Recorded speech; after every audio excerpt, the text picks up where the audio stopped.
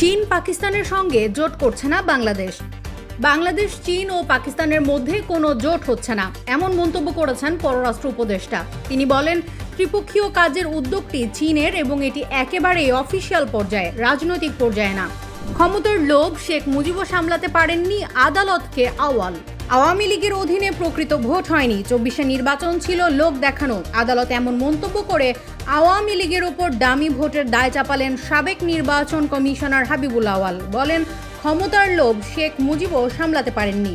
বাংলাদেশের প্রতি কৃতজ্ঞতা জানালো ইরান।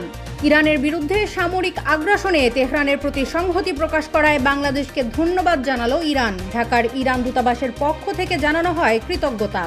যে কোনো সময় ভোটার তালিকাভুক্তির ক্ষমতা চায় ইসি। বছরের যে কোনো সময় যেন ভোটার তালিকায় কাউকে অন্তর্ভুক্ত করা যায়, আইনে সে পরিবর্তন চায় নির্বাচন কমিশন। সরকার নয়, বরং ইসি যে সময়কে যৌক্তিক মনে করবে সেই সময়ই হবে ভোটার তালিকা।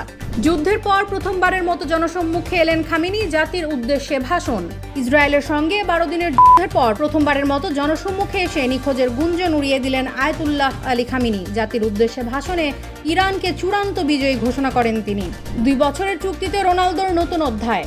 সব জল্পনার অবসান ঘটিয়ে সৌদি আরবের ক্লাব আল নাসরের সঙ্গে চুক্তি নবায়ন করলেন ক্রিশ্চিয়ানো রোনালদো। নতুন চুক্তি অনুযায়ী 2027 সালের জুন পর্যন্ত সৌদি ক্লাবটির জার্সিতে মাঠ মাতাবেন পর্তুগিজ সুপারস্টার।